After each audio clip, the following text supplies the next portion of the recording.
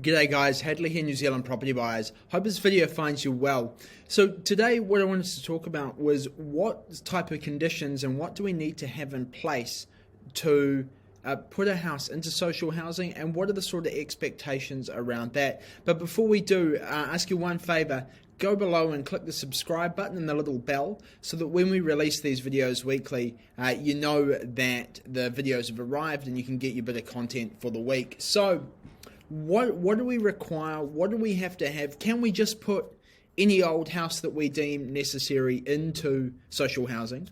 And when do the leases start? So these are the questions that we've been getting really regularly from people, and is sometimes the things that people get confused about, because there's some really big differences between the Residential Tenancy Act and what we can do around tenancies, and then what happens in terms of our social housing providers. Because we've got to remember with this that when we're working in the realms of social housing, that it doesn't fall under the Residential Tenancy Act. And for anyone that wants to go and have a look at that, that falls under Section 5, Part S of the legislation, where it talks about organisations subletting to tenants, low-income tenants, or also the elderly or the disabled. So important thing to remember with that, on a bit of a side note, that the agreement that you have with the providers doesn't fall under the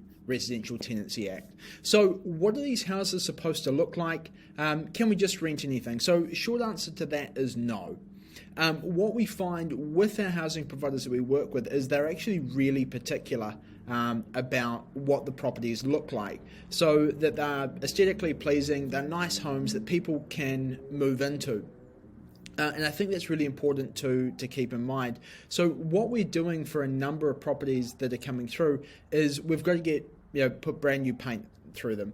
We've been replacing carpets if carpets are sort of old and worn. If there's holes in the walls from plumbing that used to go through in a toilet, getting that patched up, or if there are things that have been patched up in the wall but haven't been finished nicely, these are some of the things that we have to get fixed before a lease will start. So we have to get the house into really nice condition. The other thing too, around like safety issues and rubbish. So if we've got broken steps outside, you might be able to say, oh look, would we get a tenant in and we'll fix that under a tenancy agreement, at some stage in the future.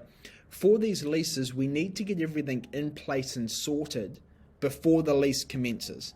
So we do an inspection to check that the condition of the house, then we have any action points that we need to get sorted, fix everything so the house is safe. The next thing that we need to have are meth tests done, and the results on them need to come under 15. Well, that's the experience that we've had with all of the providers that we've worked with so far. That may vary from provider to provider or from lease to lease. They need to be healthy homes compliant as well. And that's, once again, this is where it's different to a tenancy. So with healthy homes under a normal tenancy, you go and you rent the property out and you've got 90 days to put something into practice, fix up an issue like draft stopping.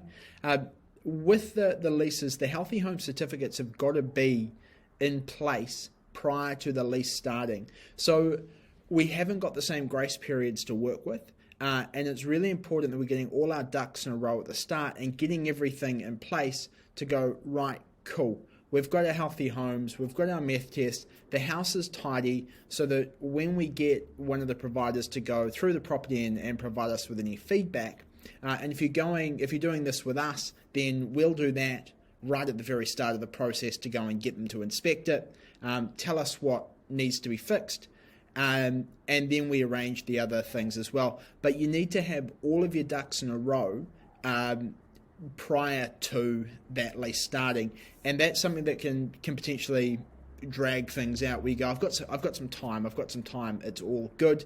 But you do have time, your lease just doesn't start and you don't get paid. So really important to keep those things in mind, because it is quite different to what you can do in a normal tenancy, but there's so many more benefits to it around inspections or the regularity of them, that guaranteed rent by housing urban development, and then also to the interest deductibility, which also comes into play. And I think that's going to become more and more of a thing to bear in mind with people as we start seeing that amount or the deductions decrease over time before everything finishes on the 30th of March 2025. So just a quick snapshot there to keep things, or things to keep in mind, should I say.